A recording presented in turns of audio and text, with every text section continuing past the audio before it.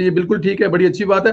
مریم نواز کا ذکر کیا سر، یہ کیا وجہ ہے کہ ہفتے بعد مریم نواز کی بیرون ملک روانگی اور اس طرح کی مختلف خبریں پھیلا دی جاتی ہیں؟ حکومت خود کہتی ہے کہ مریم کو باہر نہیں جانے دیں گے، مریم سمیت پوری پارٹی اس بات کی تردید کرتی ہے. جب مریم نواز میں ایسی کوئی ڈیمانڈ نہیں ہے کہ وہ ایسا کچھ مانگ رہی، تو پھر حکومت کس بات کی فکر ہے؟ اور اگر ایسا ہے تو پھر کسی بندے کا نام لے دیں جو مریم نواز کے لیے باہر جانے کی اجازت مانگ رہا ہے. خطرہ ہے کس کے لیے؟ مریم نواز کی جو موجودگی ہے پاکستان میں، وہ کس کے لیے خطرہ ہے؟ کون چاہتا ہے کہ مریم نواز ملک سے باہر چلے جائے؟ دیکھیں اس وقت تو سب سے زیادہ جو یہ مریم نواز کا باہر جانا ملک سے ہے اور فور لانگر ٹائم، تو اس کا سب سے بڑا بینیفیشری جو ہے وہ عمران خان ہوگا. اس کا فائدہ عمران خان کو پہنچے گا. اس کا جو اس کی لرزتی کامتی اور گرتی لڑکتی حکومت ہے اس کو دوام مل جائے گا.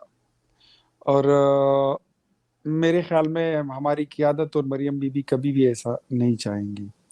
باہر جانا کوئی جرم بھی نہیں ہے، کوئی اس میں کوئی قباحت بھی نہیں ہے. اپنے والدین اپنی فیملی ان کو ملا جا سکتا ہے. ویسے بھی ہر بندے کا رائٹ ہے، کہیں اگر ملک سے وہ باہر جانا چاہے فار سم ٹائم تو جا سکتا ہے، واپس آئیں گے.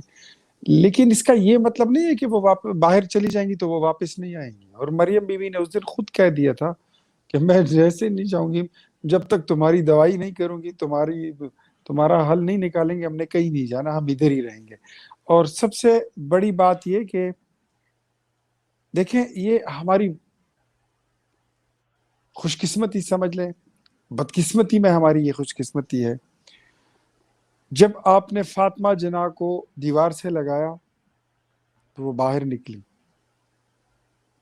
اور وہ لیڈر بن کے ابھری. جب آپ نے بھٹو کو پھانسی چڑھایا اور گھر میں کوئی نہیں بچا، مرتضیٰ شہید ہو گیا، تو بے نظیر باہر آئی، پبلکلی ان کو ریکوگنیشن ملی اور بے نظیر بھٹو لیڈر بن کے ابھری. اسی طرح خان عبدالولی خان اور ان کے گھر کے تمام افراد کو، جو مرد ہیں، ان کو جب پابند سلاسل رکھا گیا تو اس کے بعد مجبوراً بیگم نسیم ولی خان کو باہر نکلنا پڑا اور انہوں نے پھر ان کو ریکوگنیشن ملی اور وہ لیڈر بن کے ابھری. جب آپ نواز شریف کو جیل میں ڈالیں گے، شہباز شریف کو جیل میں رکھیں گے، حمزہ کو جیل میں رکھیں گے، کیپٹن صفدر کو نیب میں رگڑیں گے، یہاں تک کہ آپ جنید صفدر کو بھی نہیں بخشیں گے، اور آپ حسن اور حسین اور سلمان شہباز کو بھی نہیں بخشیں گے، تو پھر مریم بی بی کے پاس نکلنے کے علاوہ کوئی راستہ نہیں تھا. لیکن جب وہ نکلیں تو ان کو ایسی ریکوگنیشن پولیٹیکل ملی ہے کہ میرے خیال میں شاید ہی کسی کو ملی ہو. اور یہ جو ان کو پھر دھمکیاں دی گئی ہیں، یہ اسی وجہ سے دی گئی ہیں کہ یہ اٹس اے نیچرل پروسیس، یہ بڑا قدرتی ایک سسٹم ہے، اللہ کا بنایا ہوا نظام ہے. پرویز بھائی آپ سن سکتے ہیں مجھے؟ جی جی جی جی بالکل بالکل میں سن رہا ہوں، آواز آ رہی بالکل آپ کی. یہ اللہ تعالیٰ کا بنایا ہوا نظام ہے کہ جب آپ سارے دروازے بند کرتے ہیں تو اللہ تعالیٰ کوئی اور دروازہ، کوئی اور ونڈو کھول دیتا ہے. مریم نواز اس وقت، میں یہ بار بار یہ بات کہتا ہوں، وہ جمہوریت کی نبض بن چکی ہے، جمہوریت کے سینے میں دھڑکتے ہوئے دل کی حیثیت رکھتی ہے اس وقت. وہ چلتی ہیں تو جمہوریت چلتی ہے، وہ رکتی ہے تو جمہوریت تو رک جاتی ہے. کوئی مانے نہ مانے کی، لیکن یہ میری ذاتی رائے ہے اور میں نے دیکھا ہے.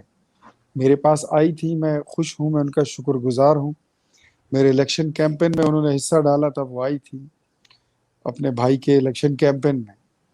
تو بہت میرے شہر کے لوگ بھی خوش تھے اور مریم بہن خود بھی بہت خوش یہاں سے گئی ہے.